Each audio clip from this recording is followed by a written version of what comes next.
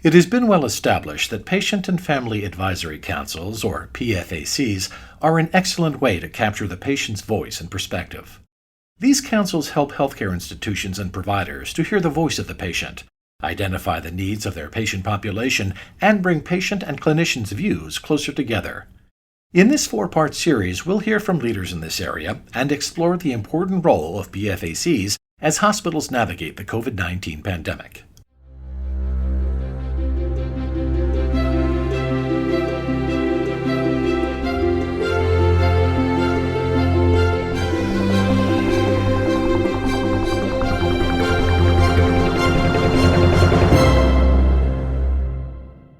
Welcome to Advancing Health, a podcast brought to you by the American Hospital Association. I'm Tom Hederle with AHA Communications. Today, in our final episode of our four-part series on Patient and Family Advisory Councils, or PFACs, Elisa Arespacochaga, AHA's Vice President of Clinical Affairs and Workforce, sits down with Nicole Iarrobino, Senior Project Administrator of Patient and Family Advisory Councils at Johns Hopkins Hospital and Health System, to discuss how their PFACs help to support their organizations through the COVID-19 pandemic. Thanks, Tom. So just to get us started, Nicole, can you tell me a little bit about yourself and your role? Well, first, thank you so much for inviting me to be on this podcast. I'm excited to be here with you. My work at Johns Hopkins Medicine centers around building partnerships with our patients, family members, and caregivers we serve. I've been at the Johns Hopkins Hospital for almost 10 years. I have a role as well as an administrator of our Johns Hopkins Hospital Diversity Council. And I'm passionate about the intersection between patient-centered care and diversity, equity, and inclusion. I think those efforts are intrinsically linked. Absolutely. So can you tell us a little bit about how your PFAC has supported the organization throughout COVID-19? Sure. So it probably helps to start with a bit of our structure across Johns Hopkins Medicine. Our 6 hospitals, our community physicians, our home care group, we have over 20 patient and family advisory councils, or PFACs, with over 500 staff and volunteer members. So a pretty wide network of folks. And so when things began shutting down in early 2020, we really moved very quickly from our traditional structure of in-person monthly committee meetings to virtual meetings. And this involved, some really quick and dirty training sessions about technology and making sure everyone was up to speed. But we really saw quick adoption of the virtual technology and actually an increase in participation, both from our staff and our patients. And we've actually made it easier to come to meetings, it's reducing the travel time. And we're taking some of those lessons with us as we move into the future and hopefully back to in-person meetings. We'll probably continue to offer a really robust hybrid option and get more patient feedback.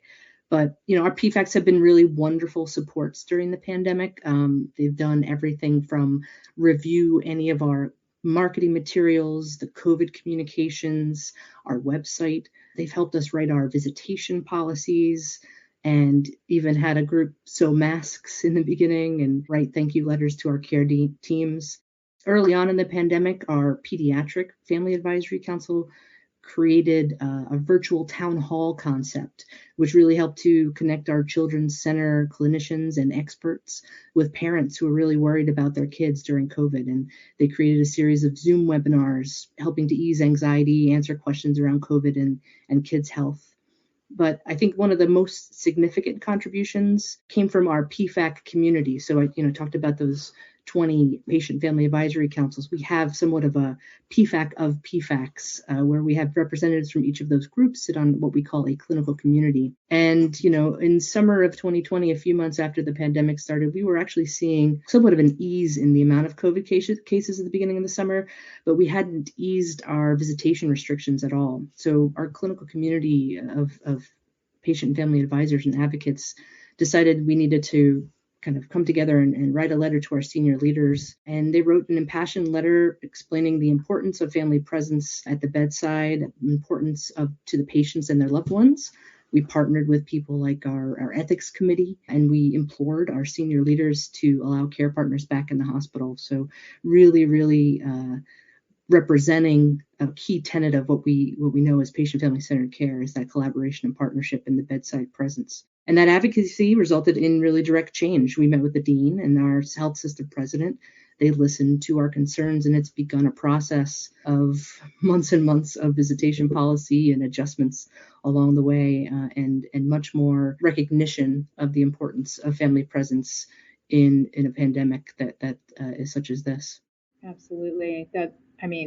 Hearing the stories of the work that your team was able to do and really very quickly support your organization in trying to keep up with the minute by minute changes in how we dealt with COVID. Well, let's take a step back, because I think one of the things that you brought to the work that we're doing is really this deep understanding of not only how to use these groups in different parts of the organization, but how to best identify the right people and bring the right people together and continue that work forward. So if you had to share with me, what are some of those key lessons you learned in sort of recruiting both the members of the PFAC and then the volunteers and staff who come with you? Sure. So in my work with patient family centered care, I actually try really hard to incorporate the strategies I use with diversity, equity, and inclusion, right? So what we know is we must really understand who we serve as an institution in order to have a representative patient family advisory council, both from a staff perspective and a patient perspective, right? So in terms of looking at who we serve, that involves taking a look at patient data, demographics, and comparing it to the demographics of our PFAC members. We don't actually collect demographic data on our PFAC members when they join us, but what we've done is we have done an anonymous survey of our members over a period of time and asked them anything from race, ethnicity, language spoken to household income questions. We were a little worried that we wouldn't get responses on some of those questions, but we actually had a really great response rate, and people were happy to give us that information anonymously. And, we have found things that we needed to work on, right? So understanding who we serve is we serve a broad population, but our PFACs tend to be more highly educated than general population, tend to skew older, white, and higher socioeconomic status. So that having that data is really important, because then we can say, well, we know we need to focus our goals on filling in the gaps of where we don't have representation. And so that's been our focus, at least for a strategic way to look at recruitment. And then in terms of actual recruitment, key lessons for me really is there isn't just one approach. It's many approaches at the same time. For example, this year we've had success with indirect outreach. So, once there was some breathing room where we weren't really communicating everything about COVID, our marketing team, which is so wonderful, allowed us to add a blurb about PFAC in a general marketing email that went to almost all of our patients, so thousands and thousands of people. And that drove a lot of clicks to our website and some applications. And we also had some success with putting up a banner, a visual image on our MyChart homepage about PFAC, and that drove quite a few applications. So that's great. It's getting into people who are online. We also really need to get those folks who might not have found us on the internet or through MyChart. And I think that strategy is going to get more robust when we can get out and about in the communities a little more. We kind of missed that strategy for 18 months now. Another thing we did for recruitment, we used funds that otherwise would have been spent over the past year on things like food and in-person meetings. We made a PFAC video, a recruitment video, and it was snippets of our members just saying why they joined and what was important to them as patients to make a difference in our hospitals. And so now we're going to use that video on our website and as actually internal staff education. It will be, I think really critical to understanding just the first conversations about what it means to be a PFAC member and try to get people to join that way. I'm just throwing so many things at the wall. We added a PFAC member message to the pharmacy hold music. So the PFAC message saying, join a PFAC is playing while you're waiting for your prescription to be filled while you're on hold. So we're trying all these various things, and it's a lot of work. And I think recruitment is just an ongoing thing. We've added it to our strategic plan, but even if our goals change, it's still a thread that runs throughout all we do. And then for staff, we just want to make sure we have departmental representation from so many different places, and the people that we choose who are passionate about bringing back the patient family centered care concepts to their staff meetings and to the work they do. So just really committed folks and two-way conversations between our departments and our patient and family advisory councils. Absolutely. And I love the idea of putting the messages in all the places where you're going to meet your patients. I mean, that's just such a great idea, making ways to connect. As you're thinking about coming out of COVID, what are some of your sort of priority issues that you're hoping to focus the patient and family advisory councils on going forward? Yeah, it's been interesting. I mentioned the initial advocacy we did for family presence and hospital visitation, and that remains kind of the top priority piece. With family presence, I think we need to continue to be thoughtful about how to connect patients and families. If we have restrictions again, we were open for about a month and had to kind of pull it back a little bit with this Delta variant piece. But I think there's always room to continuously improve, and having our PFAC members be that voice has been really a critical piece of the flexibility and the ongoing conversation. So I think family presence is top of the list. Our goal this fiscal year actually was adopted by all of our hospitals, was to take a look at many best practices in patient family centered care. So besides visitation, what else have we kind of moved away from with priorities that have centered around a pandemic? And that can be anything from how we include patients in our quality and safety and service committees, practices like our change of shift, bedside shift report between our nurses, and making sure when we have subsets of information, we have plenty of best practices to follow. Are we checking those boxes, and are we doing it really well? I think there is no getting back to normal. The best we can do is ensure patient family centered care and the diversity and inclusion pieces are front and center as we adapt and adjust to whatever situation we're going to be in. You can't predict the future. If we can let those concepts guide our work, I think we can better manage the critical situations. And I do also want to remind folks that patient family centered care doesn't mean the customer is always right. I think that can get confused sometimes. To us, it means partnership, shared decision making, and understanding of where each of us is coming from. It really is recognizing the humanity in others. And so I really want everyone to get back to that. Hopefully, as we get a little less frantic in the coming months and move from an emergency situation, we can recenter on that concept. I'm curious how you've sort of tied in, and you mentioned it at the beginning, this idea of diversity, equity, and inclusion into how you've threaded it through, if I can use that term, through your patient and family advisory committees, and how you support the diverse community that you do serve. Yes, and the threading through really is many aspects. What I noticed with our entity diversity and inclusion efforts is so much of our equity and inclusion and diversity efforts center on staff. So actually, the reason I got involved in diversity and inclusion at Hopkins was because I wanted to center the patient and family experience and diversity. So that's been anything from like what I talked about as looking at the data. We weren't looking at patient data, we're really looking at staff data and pipelines and hiring. So I said, let's look at who we serve. And actually, that whole effort spawned a concept actually created by a patient and family advisor called a patient cafe at Hopkins. It was one of our efforts to try to recruit more diverse patients and families. So we began this kind of focus group session. It was less of a way for folks to get involved in the regular monthly meetings. It was less of a commitment. It was more of just, here's a group of folks we haven't heard from in a while. Spend 2 hours with us. Tell us how we can make healthcare better for you specifically. And then if you're interested, here's our Patient Family Advisory Council and come join us. So that concept, it didn't work as well as we thought it would as a recruitment method, but it worked really wonderfully to get us qualitative feedback from different groups. So, I'll give you the example. We did our first one for patients who lived in a 5-mile radius of the hospital and were primarily African American or Black. And we heard things, that we know to be true when we see nationally how African American and Black folks are treated in healthcare. So people who said, I come to the ED and I ask for pain medication and I'm labeled as drug seeking, or, I'm a woman and I speak up for myself and I'm labeled as an angry Black woman. So, having that qualitative feedback from folks help us to inform what we should do as an institution to change.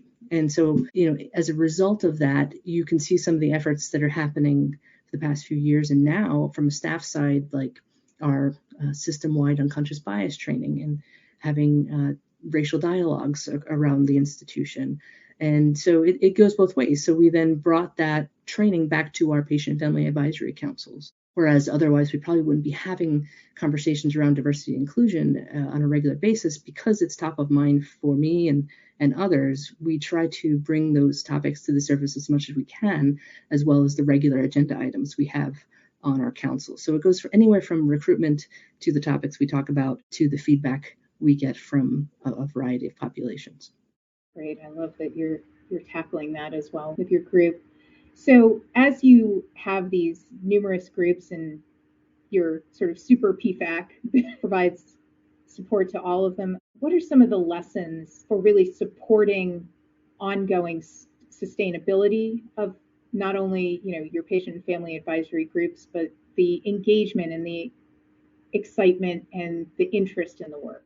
Yeah, I mean, the sustainability piece is something I have seen grow both organically and intentionally over my period of time doing this. Some of the pieces I think that I have seen really grow us have been the leadership buy-in and the modeling from our senior leaders. I don't think we could get as far as we are in this organization with our PFACs and our super PFAC without the resources and just the recognition of the importance of patient family centered care from our senior leadership. A few years back, we had a new strategic plan created, and one of the pillars was patient family centered care. I thought that was a really wonderful way to recognize the importance of the work we did, just on the same par as quality and safety.